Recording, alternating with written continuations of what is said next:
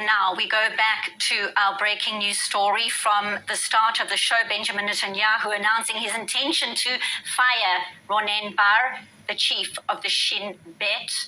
A bombshell announcement indeed, and Ronen Bar is responding. Middle East correspondent Ariel Osseran, what can you tell us?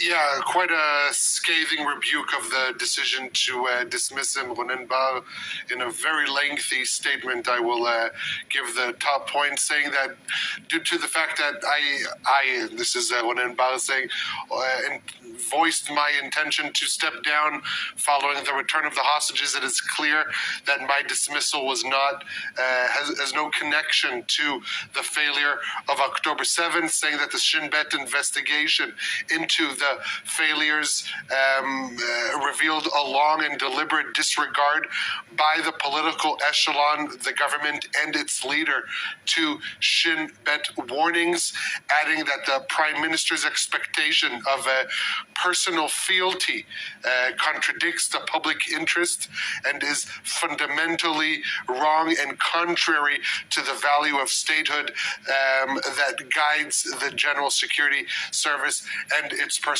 He goes on and on explaining why this has no connection to the failures of October 7th, to which he reminds everyone that he took responsibility for the failures and intended to step down, saying that this is a personal vendetta on behalf of Prime Minister Netanyahu. Very sharp words coming out from the head of the Shin Bet, whose dismissal will only be brought to a vote next week, and then it'll be sent to the court. So he is not going anywhere in the immediate future, and this just tarnishes the sense of trust that Israelis have in their top leadership, be it security or political. Major General in the Reserves, Eitan Dangot, as a security man with vast experience, your sense of what we just heard? First of all, the outline is what Ariel ended in his words. Ronen Bar said in his statement that he is going to stay and he will leave while he will close the issue of return of the hostages and have the lessons from what happened of the 7th of October. And I think he gave a thinking about the demand for National Investigating Committee about the responsibility, not only the IDF and Shabak, only by the political level. And I think that is coming to a junction. While the law advisor of the government said no one was advised by her or let her know about what is going to be published, I think that for the previous or for the immediate reaction, it will be stopped. But the streets are bubbling.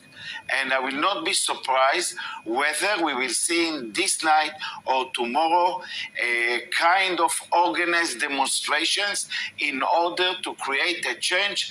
Israel is a very sensitive moment. On the other end, on the security level, I trust the organization to keep the Israeli security situation in the borders.